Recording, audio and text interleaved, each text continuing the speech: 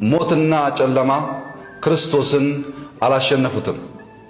ከሕማማቱ በኋላ ስለሚመጣው ደስታ፣ ከሞት በኋላ ስለሚመጣው ትንሣኤ፣ ከጨለማውም በኋላ ስለሚመጣው ብርሃን ክርስቶስ ለደቀ መዛሙርቱ አስቀድሞ ነግሯቸው ነበር። ክርስቶስ ከትንሣኤው በኋላ ለሐዋርያት የተገለጠላቸው በአንድ ቤት ውስጥ ዘግተው ተቀምጠው በነበረበት ጊዜ ነው። ዙሪያቸው በፈተና የተሞላ ስለነበር፣ በውጭ ፈታኞቻቸው ቆመው ስለነበር ሁሉም በቤታቸው ውስጥ ዘግተው ተቀምጠው ነበር። ሐዋርያቱ በዚያ በፈተናቸው ወቅት በራቸውን ዘግተው በጸሎት ይተጉ እንደነበረው አንዳንዶች እንደ ቶማስ የተነገራቸውን ይረሳሉ። አንዳንዶች ለሚያልፍ ጊዜ የማያልፍ ስህተት ይሰራሉ። አንዳንዶች እንደ ዮሐንስ እስከ መጨረሻው ጸንተው ይገኛሉ። ሌሎች የለንበትም ብለው ጥለው ይሸሻሉ። አንዳንዶቹ የሚወራው ወሬ ከእውነታው በልጦ ይወስዳቸዋል። ሌሎች በሐሰተኛ ወሬዎች ሳይበገሩ ከእውነት ጋር ጸንተው ይቆማሉ። አንዳንዶች ጣት መጠቆምና በጸያፍ ቃላት በማንቋሸሽ ሲጠመዱ፣ ሌሎች ከመከራው ቀንበር ለመሸከም ትከሻቸውን ያዘጋጃሉ። አንዳንዶች እንደ ይሁዳ ከእንግልቱ ለማትረፍ ይሞክራሉ። ሌሎች የሕዝቡን መከራ ለመካፈል እንደ ዮሴፍና ኒቆዲሞስ ይመጣሉ። በተዘጋው የሐዋርያት ቤት ገብቶ ሰላም ለእናንተ ይሁን ያለው ጌታ የሰላሙን ጊዜ እንደሚያቀርበው እናምናለን። የሞቱን ዜና ቀርቶ ትንሣኤውን፣ የጨለማው ወሬ ቀርቶ የብርሃኑን፣ የሕማማቱ ነገር ቀርቶ የደስታውን ነገር የምንነጋገርበት ጊዜው ሩቅ አይደለም። ማድረግ ያለብንን ሁሉ ካደረግን የመከራውን ጊዜ እናሳጥረዋለን። ማድረግ ያለብንን ካላደረግን ግን የመከራው ጊዜ ይረዝማል። አሁን ያለንበት ጊዜ ከሐሙስ ምሽት እስከ ቅዳሜ እኩለ ሌሊት ያለውን ሰዓት ይመስላል። የችግር፣ የብዥታ፣ የጥርጣሬ ጊዜ ነው። ጽናትና ጥንካሬያችን፣ መልካምነትና ተባባሪነታችን፣ አንድነትና ወንድማማችነታችን የሚፈተንበት ወቅት ነው። አንዳንዶች እንደ ቶማስ የተነገራቸውን ይረሳሉ። አንዳንዶች ለሚያልፍ ጊዜ የማያልፍ ስህተት ይሰራሉ። አንዳንዶች እንደ ዮሐንስ እስከ መጨረሻው ጸንተው ይገኛሉ። ሌሎች የለንበትም ብለው ጥለው ይሸሻሉ። አንዳንዶቹ የሚወራው ወሬ ከእውነታው በልጦ ይወስዳቸዋል። ሌሎች በሐሰተኛ ወሬዎች ሳይበገሩ ከእውነት ጋር ጸንተው ይቆማሉ። አንዳንዶች ጣት መጠቆምና በጸያፍ ቃላት በማንቋሸሽ ሲጠመዱ፣ ሌሎች ከመከራው ቀንበር ለመሸከም ትከሻቸውን ያዘጋጃሉ። አንዳንዶች እንደ ይሁዳ ከእንግልቱ ለማትረፍ ይሞክራሉ። ሌሎች የሕዝቡን መከራ ለመካፈል እንደ ዮሴፍና ኒቆዲሞስ ይመጣሉ። የትንሣኤው ዘመን ከመከራው ዘመን ይረዝማል። የመከራው ዘመን ቅዳሜ ሌሊት ሲደመደም፣ የትንሣኤው ዘመን ግን እስከ ዓለም ፍጻሜ ይኖራል። ከላይ እስከ ታች በየተሰማራንበት መስክ በተሰጠን ኃላፊነት ባገኘነው ዕውቀት የሚገባንን ከሠራን የችግሩ ጊዜ የከፋ ጉዳት ሳያመጣ በአጭሩ ያልፋል። የኢትዮጵያ የትንሣኤዋ ዘመንም ይረዝማል። በመከራዋ ዘመን ካጨደችው አበሳ በላይ በትንሣኤዋ ዘመን የምትሰበስበው ሐሴት ይበዛል። በጨለማዋ ወቅት የነገሰውን ጽልመት የሚሽር ደማቅ ብርሃን ይፈልቃል። የትንሣኤ ብርሃኗ ሲፈነጥቅ በሕመሟ ወቅት የታመሙ ይድናሉ። በድካሟ ወቅት የደከሙ ይበረታሉ። ጸንተው የታገሉ የድሉን ጽዋ ቀምሰው ይረካሉ። ደግሞም እናምናለን ፈጣሪ የሕዝባችንን ጸሎት ይቀበላል። አብይ አህመድ ክቡር ጠቅላይ ሚኒስትር ዶክተር አብይ አህመድ፣ የተወደድክ የእግዚአብሔር ሰው ኧረ እግዚአብሔር እንደ አብይ አህመድ ስጠን ለእኛ ለኤርትራኖች። ኧረ እግዚአብሔር ሆይ በጣም እኮ ነው የሚገርመው። የክቡር ጠቅላይ ሚኒስትር ዶክተር አብይ አህመድ ለምንድን ነው ሰልፍ የበዛበት ለምንድን ነው ውጊያው የበዛበት ብዬ ብዙ ጊዜ ሳስብ ምን መሰላችሁ፣ እግዚአብሔር የሚጠራ መሪ ሁል ጊዜ ውጊያ አለው። በኢትዮጵያ ታሪክ ካየን ከተነሱ መሪዎች እንደ አብይ አህመድ እግዚአብሔር የጠራ መሪ የለም። ሁል ጊዜ ፈጣሪ እግዚአብሔር ይላልና በጣም ደስ ይለኛል። ደግሞ ጠዋት እንደሚጸልይ ደግሞ ሲናገር ሰምቼዋለሁ። ታዲያ እንዴት ነው ለዚህ አሁን ማሸነፍ የምትሞክሩት? ደብረጽዮን፣ ኢሳያስ፣ ጀዋር፣ ጃልማሮ ምናምን እንዴት ልታሸንፉ ይችላል? አትችሉም። እግዚአብሔር የሚጠራ ሰው የሚንበረከክ የሚጸልይ ማን ያሸንፈዋል? ማንም ያሸንፈው ይሆናል። ትሞክራላችሁ፣ ግን ትደክማላችሁ፣ ትጠፋላችሁ። ስለዚህ አትሞክሩት። ይሄ ሰውዬ የእግዚአብሔር ሰው ነው። በተደጋጋሚ ነገር ያለው እና አንዳንድ ሰዎች ሻዕቢያ ከቲፒኤልኤፍ ጥምዶ ስላደረገ በቃ እንደ ደርግ እንደነበረ ዘመን እጅ ለእጅ ሆኖ ከ4 ኪሎ ያባረሩታል አብይ አህመድ ይላሉ። ኖ አታባረሩትም፣ አታሸንፉትም። ምክንያቱ ሻዕቢያና ቲፒኤልኤፍ አመፀኞች ናቸው። እግዚአብሔርን አትፈሩም፣ እግዚአብሔርን አታቆሱም፣ እግዚአብሔር ጠርታችሁትም አታቁም። ይሄ ሰውዬ ግን እግዚአብሔር የሚጠራ መጽሐፍ ቅዱስ የሚያውቅ የሚጸልይ ነው። እንዴት ታሸንፉት አላችሁ? አታሸንፉትም። ለደርግ ስላሸነፋችሁ አብይ አህመድ አታሸንፉትም። እኔ ከአብይ አህመድ ጎን ነኝ። ኤርትራዊ ቢሆንም አብይ አህመድ ትክክለኛ ሰው ነው፣ መልካም ሰው ነው። ከኢትዮጵያም አልፎ ለጎረቤት ሀገሮችም ይጠቅማል። ለሱዳን፣ ለኬንያ፣ ለኢትዮጵያ፣ ለኤርትራ፣ ለሌሎችም የሚጠቅመን ሰው ነው። ብልጽግና እንፈልጋለን እኛ ኤርትራኖች። ደህንነት አንፈልግም፣ ጉስቁልና አንፈልግም፣ ስደት አንፈልግም። ይሄ ነገር የሚያመጡልን ደግሞ ቲፒኤልኤፍ እና ሻዕቢያ ናቸው ወገኖቼ። እነሱን መቃወም አለብን። ክቡር ጠቅላይ ሚኒስትር ዶክተር አብይ አህመድ እግዚአብሔር የጠራው መሪ ስለሆነ እግዚአብሔር ከጠራው መሪ መጋጨት ማለት እንግዲህ አንተ ነው የምትጠፋው። የተቀባ ሰው ሰልፉ ብዙ ነው። ነገር ግን ጌታ ከክቡር ጠቅላይ ሚኒስትር ዶክተር አብይ አህመድ ጋር ነው። የተቀባ ሰው ሰልፉ ብዙ ነው። ነገር ግን ጌታ ከአብይ አህመድ ጋር ነው። ዘምር። ኤኒዌይ አብይ አህመድ እወደዋለሁ። ምን አለበት እግዚአብሔር እንደ አብይ አህመድ ቢሰጠን ለእኛ ለኤርትራኖች መሪ። ሁልጊዜ ጸሎቴ ነው፣ እግዚአብሔር እንደሚሰጠን አምናለሁ። ክቡር ጠቅላይ ሚኒስትር ዶክተር አብይ አህመድ የብዙ እንባ ጸሎት ውጤት ምላሽ ነው። እናቶች፣ የኢትዮጵያ እናቶች አልቅሰዋል። እግዚአብሔር አንተን የሚፈራ መሪ ስጠን ብለው አልቅሰው የመጣ መሪ ነው። ስለዚህ መከባከብ፣ መጠበቅ አለባችሁ። አብይ አህመድ ሲሰደብ ዝም ማለት የለባችሁ። ወጣችሁ ስለ አብይ አህመድ ጥሩ ነገር፣ መልካም ነገር መናገር አለባችሁ። ስሙ ሲያጠፉት እናንተም እየወጣችሁ አብይ አህመድ የእግዚአብሔር ሰው ነው፣ የእኛ መሪ ነው፣ እግዚአብሔር የባረከው መሪ ነው ብላችሁ መናገር ይጠበቅባችኋል። ኢትዮጵያኖች፣ እኛ ኤርትራኖች እንወደዋለን፣ እናከብረዋለን። ከኛ መስራት አለበት። ኢሳያስ ለሱ አይመጥነውም። ኢሳያስ መንግስት እኮ አይደለም፣ ሽፍታ እኮ ነው። ምንም በኩራት ነው የምናገረው። ሽፍታ ነው፣ መንግስት አይደለም። እንዴት አንድ እግዚአብሔር የሚፈራ ከሽፍታ ይሰራል? ኢሳያስ ወደ ጠንቋይ ነው የሚሄደው። ባሮንቱ የሚባል አለ ክፍለ ሀገር፣ እዛ ኤርትራ ጠንቋይ አለ አንድ፣ እዛ ጋር ነው የሚሄደው ኢሳያስ።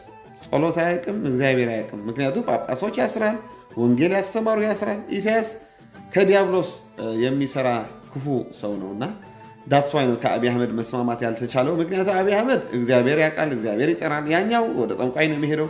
እንዴት ይስማማሉ? ብርሃንና ጨለማ ይስማማል? አይስማማም። ስለዚህ ዳትሷይ ነው አሁን የተጋጩት ማለት ነው። አብይ አህመድ የምትስማማው ከእኛ ጋር አዲስ ወጣቶች እግዚአብሔርን ከምንፈራ ህግ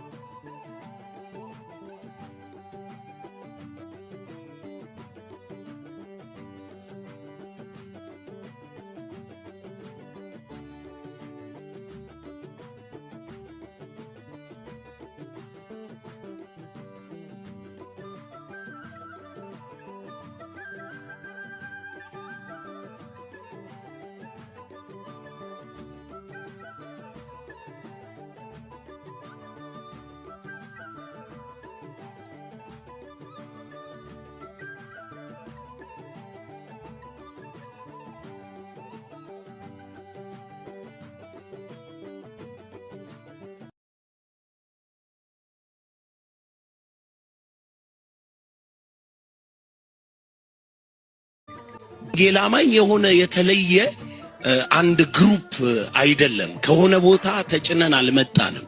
እኛ እዚህ ሀገር ላይ የኖርን የበቀል እምነታችንም በዚህ ሀገር ላይ የተመሰረተ ነው። ለኢትዮጵያ ለውጥም ለኢትዮጵያ መነሳትም ከመንፈስ ጀምሮ እስከ አካል ድረስ እየሰራን ያለነው በመስራትም ላይ ነው ያለነው። ኢትዮጵያዊ የሆኑ የእምነት ተቋማትን እኩል እናያለን።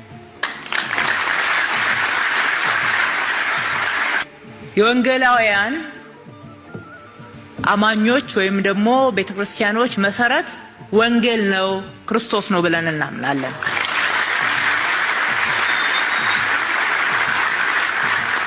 ስለዚህ የምትሰብኩት ወንጌልን እስከሆነ ድረስ እናንተ ኢትዮጵያውያን እስከሆናችሁ ድረስ የተመሰረታችሁት ኢትዮጵያ ውስጥ እስከሆነ ድረስ በምን ሚዛን ነው የውጭ የምትሆኑት? በየትኛውስ መመዘኛ ነው መጤ ልትሆኑ የምትችሉት? እምነት ሁሉም ሀገር አለ። ኦርቶዶክስ ዓለም ላይ አለች፣ ሙስሊም ዓለም ላይ አለ፣ ወንጌላውያንም ዓለም ላይ አሉ። ይሄው ነው።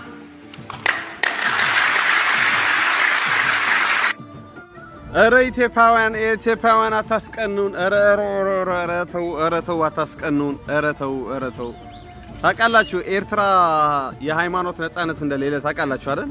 የሃይማኖት ነፃነት የሚባል ነገር የለም።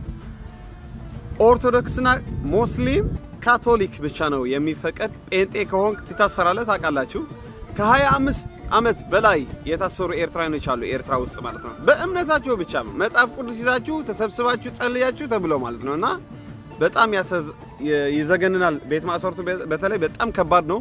ሙቀት አለበት። በዛ ላይ ምግብ አይሰጡም። ብዙ ቅዱሳን ሞተዋል እዛ እስር ቤት ማለት ነው።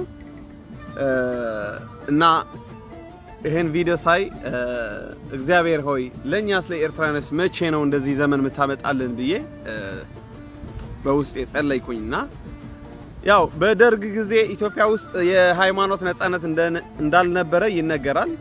በዛን ጊዜ እነ ጻድቁ አብዶ፣ ተስፋዬ ጋቢሶ ይታሰሩ ነበር ማለት ነው። ብዙ ዋጋ ነው የከፈሉት። አሁን ግን ኢትዮጵያ ላይ ወንጌል እንደፈለክ ትሰብካለህ እንደፈለክ እና ለሁሉም ጊዜ አለው ይላል መጽሐፍ ቅዱስ። የኛም ጊዜ ይመጣል። አምባገነኑ ኢሳያስ ሲወድቅ ሲሸነፍ ልክ እንደ ክቡር ጠቅላይ ሚኒስትር ዶክተር አብይ አህመድ እግዚአብሔርን የሚፈራ መሪ እግዚአብሔር ይሰጠናል፣ ወንጌል ደግሞ ይፈቀዳል በኤርትራ ብዬ ተስፋ አረጋለሁ። እንግዲህ ታውቃላችሁ ሰሜን ላይ ያሉ ባለስልጣኖች እግዚአብሔር አይፈሩም፣ ወንጌል አያውቁም፣ ስልጣን ይወዳሉ፣ ሌላ ደግሞ ደም ይፈልጋሉና በእነሱ ያለ መንፈስ የተገለበጠ ይሁን። ከህግደፍ እንኳን አትሊስት ህወሓት ይሻላሉ በወንጌል ጉዳይ። ምክንያቱም በመለስ ጊዜም ወንጌል ይፈቀድ ስለነበር ማለት ነው። ያ ግን ትልቅ ዲያብሎስ ነው አምባገነኑ ኢሳያስ። በጣም ከባድ ሰውዬ ነው። ከባድ ነው። ምክንያቱም አንደኛው ጥንቁልና ያምናል፣ ወደ ጠንቋዮች ይሄዳል። ባሮንቱ የሚባል ክፍለ ሀገር አለ ኤርትራ ውስጥ፣ እንደ ክፍለ ሀገር ሳይሆን ገጠር። እዛ ጋር አንድ ጠንቋይ አለ፣ እሱ ጋር ይሄዳል ኢሳያስና ሀገሩን ለማፈራረስ ነው ለማፈራረስ ለማባታተን የተቀባ ሰውዬ ነውና ኤኒዌይ ይሄ ሳይ ደስ አለኝ። የሃይማኖት ነፃነት በቃ ኢትዮጵያውያኖች አመስግኑ። በቃ ማጉረምረም የለባችሁም። እኔ ደጋግሜ ነግሬያችኋለሁ። ከናንተ በላይ አንዳንድ ጊዜ ሰዎች እንዲህ ሲሉ ሰማለሁ። ኢትዮጵያ ውስጥ እኮ እንደፈለክ አትንቀሳቀስም። ከአዲስ አበባ ወደ አማራ ስትሄድ ፋኖ ያገኙሃል፣ ወደ ትግራይ ስትሄድ ህወሓት አሉ፣ በዛ ስትሄድ ኦነግ ሸኔ ያሉ። መቼ አብይ አህመድ ጥሩ ሰራ? በአብይ አህመድ ዘመን አይደለም እንደ የተናወጥን ያለ ነው። በመለስ ጊዜ እኮ እንደዛ አልነበረም፣ ሰላም ነበር ይላሉ። የውላችሁ ወገኖቼ አብይ አህመድ እኮ ሰው ነው፣ አገር አስተዳዳሪ ነው። አዎ እናውቃለን። ፍጹም ሊሆን አይችልም። በዛኛው ካልተደሰታችሁ በሌላ ነገር መደሰት አትችሉም። ስለዚህ እሱ ደግሞ ከጊዜ ወዲያው ታያላችሁ፣ አጠናክሮ ይሰራል። አሁን ችግር የሆነ እኮ ኢትዮጵያ ውስጥ አንድ ሰው ቢሞት ያው መንግስት የለም፣ አንድ ቢሰረቅ መንግስት የለም ይላሉ ሰዎች። እንዴ በሁሉ ዓለም ላይ ሰው ይገደላል፣ ሰው ይሰረቃል። አዲስ ነገር እኮ አይደለም። ይሄ ግን ለአብይ አህመድ ማጠልሸት ስሙን ለማጥፋት የሚያደርጉ ሌቦች ናቸው እንጂ ሞት በሁሉም ዓለም አለ፣ ሌቦች በሁሉም ዓለም አሉ። እኔ ግን በጣም የሚገርመኝ አንዳንድ ሰዎች በቃ የሆነ ሰው ሲሞት ኢትዮጵያ እኮ መንግስት የለም ይላሉ። አንድ ሰውዬ ተናዶ ሰውን ገድሎ እንዴት አብይ አህመድ ይጠየቃል? እኔ እኮ በጣም ነው የሚገርመኝ። እና አገር መምራት እኮ ዋጋ ያስከፍላል። በጣም ከባድ ነው። አንዳንድ ሰዎች እኮ ቤታችሁ መምራትም አትችሉም አይደል እንዴ? ቤታቸው መምራት የማይችሉ ሰዎች መጥቶ ለአብይ አህመድ አገር ሊመራ አይችልም ይላሉ እንዴ? ተው እንጂ። ቤትህን መምራት የማትችል አብይ አህመድ አፍህን መክፈት ትክክል አይመስለኝም። ስለዚህ እነዚህ እግዚአብሔር የባረካቸው መሪዎች የኢትዮጵያኖች የነሱ መንፈስ ኤርትራ ውስጥ ይግባ። በቃ እንደነሱ መሪ እንፈልጋለን። እንደ አብይ አህመድ እንደ ክብርት አዳነች እንፈልጋለን። የሰው እምነት የሚያከብሩ የሃይማኖት ነጻነት የሚያከብሩ እንፈልጋለን። እኛ ኤርትራኖች እግዚአብሔር ይረዳናል። በቃ እንደዚህ ነው። አያችሁ የሃይማኖት እኩልነት የሚባል አለ። ድሮ ጴንጤ በጣም ይሰደቡ በጣም ይገለሉ ነበር። በቃ ማምለክ እስካልደረሱ እኛ ጴንጤዎች እኮ ከዓለም የወጣን ሰዎች አይደለም፣ መካከላችን የምንኖር ነው። አብዛኞቻችን ጴንጤ ደግሞ ከኦርቶዶክስ የወጣን ነን። እኔ ለምሳሌ የኦርቶዶክስ አገልጋይ ነበርኩ፣ ልጅ ሆኜ ዲያቆን ነበርኩ። ከኦርቶዶክስ ነው ወደ ጴንጤ የወጣሁኝ እና ዝም ብለን ከሰማይ የወረድን መና አይደለንም። ስለዚህ የሃይማኖት እኩልነት መኖር አለበት። ከየት ነው የመጡብን እነዚህ ጴንጤ ይጥፉ ምናምን የሚሉ ሰዎች አሉ። ዳይናሶር እንደጠፋ እነዚህም ይጥፉ የሚሉ ሰዎች አሉ። ምን አደረግናችሁ? ወንድሞቻችሁ አይደለንም እንዴ? እና አስተሳሰባችሁ ቀይሩ። አንዳንድ ሰዎች ጴንጤ ልክ እንደ ሌሎች ሃይማኖት ተከብሮ መሄድ አለበት። በዘመናችን ግን በኢትዮጵያ መሪዎች አይተናል። እግዚአብሔር ክብሩ ይውሰድ። ከፍ ይበል ጌታ። ያ ማንም አይናቅም። አሁን ኤርትራ ላይ የሚገርማችሁ ወገኖቼ ጴንጤ ሳይል ካቶሊክ ሳይል ኦርቶዶክስ ሳይል ይገፋልና ይወስዳል ወደ ውጊያ ወደ ሳዋ ወደ ተለያየ በሃይማኖትህ ልታከብር እግዚአብሔር ማክበር ስትፈልግ ደግሞ ይከለክልሃል።